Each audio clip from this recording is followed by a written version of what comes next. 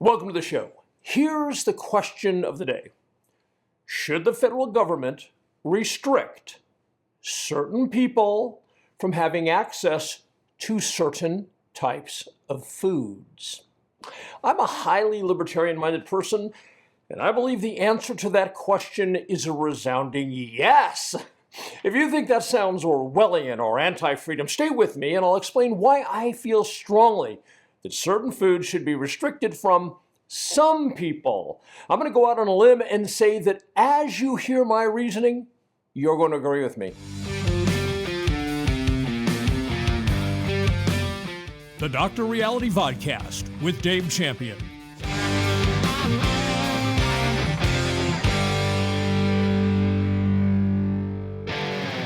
Let's start with this. I'm the author of Body Science, a groundbreaking book on human physiology that is turning around the health of the American people, at least those who read Body Science and apply what they discover. I share that to make the point that I'm not just some influencer saying something to create controversy. My wheelhouse is nutritional physiology, and I have solid scientific reasons to hold the view that the federal government should restrict certain kinds of foods to which some Americans can have access. Before I get rolling, let me share that I'll be telling you about the current special on my books, such as Body Science, at the end of the presentation, so stick around for that. Let me jump straight to the heart of the issue.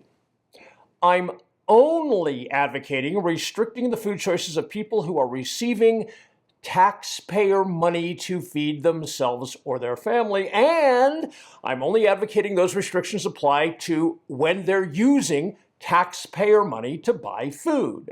To put a finer point on it, I am specifically talking about people who participate in any of the following federal welfare programs: SNAP benefits, which used to be called food stamps, food assistance programs for older adults, emergency food assistance, the WIC program, food assistance for Native Americans.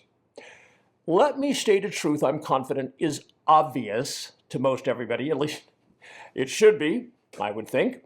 People who do not earn enough money to feed themselves also don't have enough money to pay for their own medical care.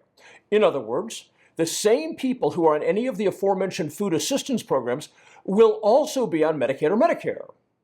What that means is those who are getting taxpayer support for food are also having American taxpayers pay their medical bills.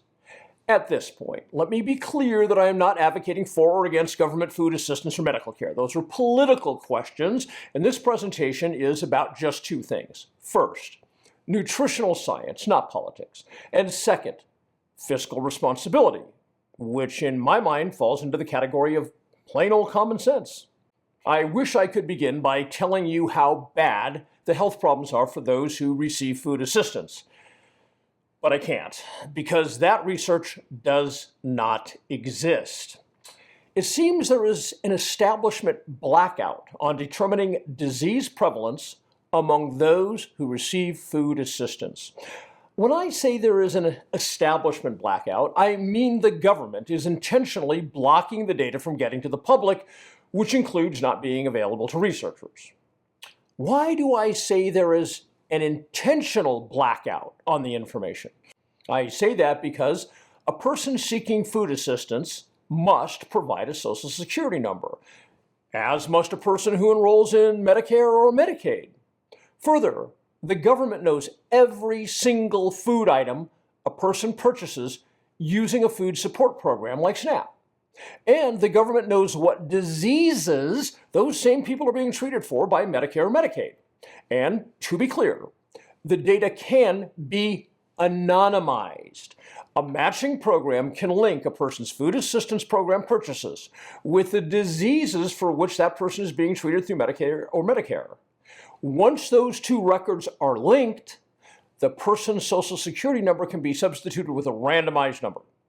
In short, the government has all the data needed to connect the consumption of certain types of foods to the diagnosis of various chronic diseases.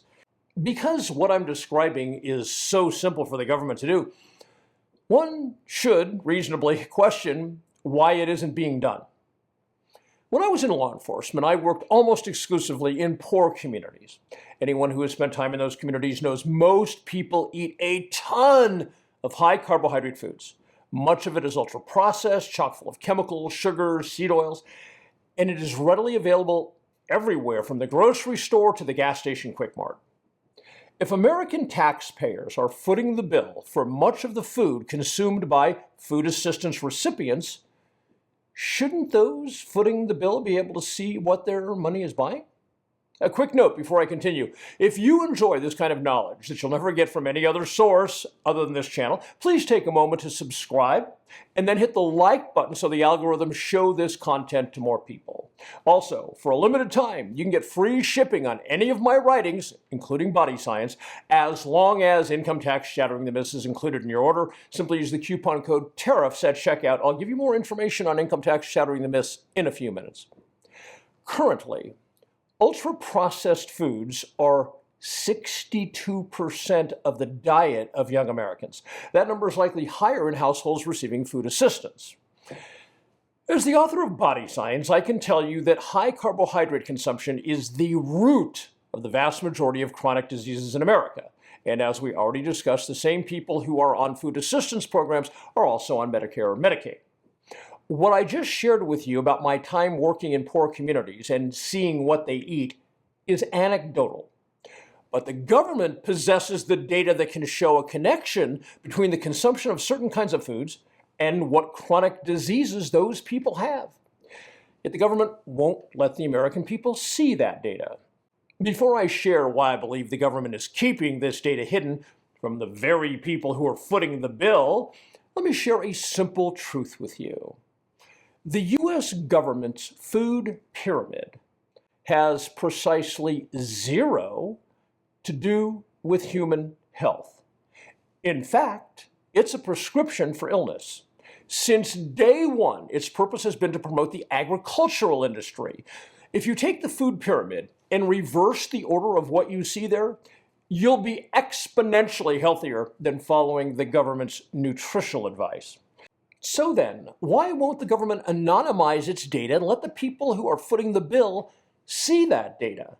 For the same reason that it won't get rid of the disease-promoting food pyramid more than 3 decades after introducing it. It's all about protecting trillion-dollar industries at the cost of the health of the American people. Phrased another way, keeping profits of major U.S. corporations growing is far more important to the United States government than your health. With that said, some states want to change things a bit, but they have very little latitude to do so because state food assistance programs are actually funded by the federal government. And what's the golden rule? He with the gold makes the rules. A state that wants to restrict what can be purchased on a food assistance program has to seek a waiver from the U.S. Department of Health and Human Services. The states that have received waivers are Colorado, Florida, Louisiana, Oklahoma, Texas, West Virginia, Arkansas, Idaho, Indiana, Iowa, Nebraska, and Utah. Unfortunately, the list of restricted items approved in those waivers is ludicrously short. Depending on which state we're talking about, the prohibited items are soft drinks, energy drinks, and candy. That's it. So what's the practical impact of that? As an example, while in some states a person cannot use SNAP to buy a can of Coke, he or she can use SNAP to buy a box of Hostess Ho-Hos. A can of Coke has 39 grams of sugar, and a single serving of Ho-Hos has 41 grams of sugar. Also, the states that prohibit a SNAP recipient from buying soda pop make no distinction between sugar-filled products and one using an artificial sweetener. So a SNAP recipient is free to buy, as an example, Treetop apple juice, which has 25 grams of sugar in a single serving, but can't buy a diet soft drink that has 0 grams of sugar. This makes no sense because chronic diseases develop from high carbohydrate intake, of which sugar is the worst form of carbohydrates. Let's consider the Berea brand penne pasta. A single serving, which is 2 ounces, has 42 grams of carbs. Most people are probably more likely to have around 8 ounces at a sitting. That's 168 grams of carbs. But you'll want to have sauce on that. If you use a half cup of Prego pasta sauce, add 12 more grams of carbs. In other words, in certain states, a SNAP recipient can't buy a diet soda with 0 grams of carbs, but can purchase penne and pasta sauce, whip herself up a bowl, which will come in at 180 grams of carbs. And that's just one meal. It does not take into account snacking, which has become astoundingly prevalent. The average young American male consumes about 400 grams of carbs a day, and the average young American female consumes about 300 grams of carbs a day. To be clear, the true underlying problem that brings on chronic diseases is high insulin, but high carbohydrate consumption is what drives high insulin. To be even more specific, the cause of most chronic diseases in America is compromised mitochondrial function, otherwise known as metabolic dysfunction. And the path to metabolic dysfunction starts with people eating high carbohydrate foods. What often makes that truth hard for people to accept is that it takes years of eating high carbohydrate foods before the diseases present. It is a gradual process of mitochondrial degradation. For the person who is eating a high carbohydrate diet, it isn't a matter of if they'll wind up with chronic diseases, it's only a matter of when.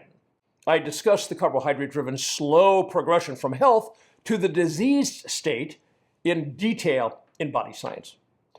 All of that brings us to the reality that unless the federal government is dramatically more restrictive about what can be purchased on food assistance programs, we'll go from funding food assistance to also paying tens of thousands of dollars a year for that person's medical care. I suspect we're already there, which may be part of the reason that the government refuses to make the data available. I generally don't like to bring my personal experience into these presentations, but for comparison's sake, the number of carbs I eat in a day is generally 3 to 5 grams. A big carb day for me is 8 or 9 grams. So what's the outcome of consuming almost no carbs? Well, here in a few weeks, I'll be 66 years old. I am 100% healthy, 0 health issues, no chronic diseases, no big pharma products, and I never get sick. Now, someone is going to say I shouldn't use myself as an example because I obviously hit the genetic lottery. Yeah, not even close. My mom had cancer, and my dad was diabetic and had atherosclerosis for years. He had 2 heart attacks, dying from the second one. So, what gives a person diseases such as insulin resistance, type 2 diabetes, hypertension, atherosclerosis, and cancer, among others? Metabolic dysfunction, the long road to which begins with eating high carbohydrate foods. So then, what food should be restricted in food assistance programs? In my opinion, that's the wrong question. The right question is, what is the short list of items that should be permitted to be purchased on a food assistance program? If I were in charge, here is the list of permitted grocery items. Any items rendered from a cow. Any items rendered from a pig, including bacon and spam. Chicken, which should include the cooked version in the hot case in a grocery store. Fish of any kind, including canned. Any green vegetable, except artichokes and Brussels sprouts, which are really high in carbs. Specific, sugar-free beverages that provide electrolytes, such as sodium, chloride, magnesium, and potassium. That's it. If I were in charge, that's all that could be purchased using a food assistance program. But Dave, they cry, what about things like potatoes and bread? What about them? Food assistance recipients would be free to purchase those things, just not using taxpayer money. Then there are the folks who will say, oh, this is all wrong because saturated fat is bad for you and red meat causes cancer and diabetes and the human body needs carbohydrates. It's hard to know what to say to those folks, at least politely, because they're the same people who think mRNA injections are actually safe and effective, and wearing a mask stops the virus. Such people see themselves as holding the moral high ground, when in reality they don't know a thing about physiology or pharmacology, and actively promote narratives that cause people to become ill and in some cases die. At the outset, I told you that I had sound scientific reasons for my view about restricting certain people from certain foods, and that once you heard my reasons, you'd agree. So, do you? Let me know down in the comments. Also, do you know that I have not filed an income tax return or paid a penny of income tax in 32 years? I bring that up because it's time to tell you about the special I'm running on my books, and that requires me to tell you a little bit about my other book, Income Tax Shattering the Myths, which shows the American people the wonderfully liberating truth that Congress has never imposed the income tax on ordinary, hardworking Americans like you. Let me ask you a question. How many words of income tax law have you read? I don't mean forms, publications, or something on a website. I mean actual law. For 99.9% of you, the answer to that is you've never read a word of tax law. I've been reading income tax statutes, regs, and treasury decisions for more than 3 decades. So who do you think knows the truth about the income tax law? People who've never read a word of it, or someone who's been reading it for 3 decades? What's the practical difference between knowing what the law says versus buying into the government's false narrative? Let's compare. I haven't filed an income tax return or paid a penny of income tax in 32 years. How much did you get raped for last year? That's the difference right there. I keep what's mine for one reason, because I know what the law says. On the other hand, you give your money to a rapacious, irresponsible, and wasteful government because you do not know what the law says. It's really that simple. The cool thing is that by reading one book, you will know with absolute certainty that you don't owe income tax and never have. And then, when you're an informed citizen, you can decide what you want to do about that. Stay in the system or safely exit the scam. Tens of thousands of Americans have read Income Tax Shattering the Myths. So, how many of them closed the final page and knew with absolute certainty that Congress never imposed the income tax on them? That would be all of them, everyone, because Income Tax Shattering the Myths provides mountains of incontrovertible evidence that no one, even the government, has been able to refute. Income Tax Shattering the Myths is the keys to the kingdom. I'm going to help you get your hands on a copy by telling you about the special. On my website, drreality.news, any order that contains Income Tax Shattering the Myths gets you free shipping. Just use the code TARIFS at checkout. I'm going to suggest you purchase the 4-pack containing Income Tax Shattering the Myths, the Business Guide to Payroll Withholding, the Business Handbook for Forms W-9, 1099, and U.S. Person, and Body Science. A quick word about Body Science. It doesn't just show you the science behind the dietary problems we've discussed today. It shows you the science behind how to get incredibly healthy and stay that way your entire life. The best reason to get the 4-pack is the price is already deeply discounted from purchasing the 4 items individually. The second reason is that in addition to it being deeply discounted, you get free shipping using the coupon code TARIFS. You have my word that Body Science and Income Tax Shattering the Myths will be 2 of the most influential books you'll read in your lifetime. My word on that. Also, purchasing my writings helps me to continue to be here for you with these revealing and thought-provoking presentations. Thank you for sharing your time with me today. I hope you found our time well spent.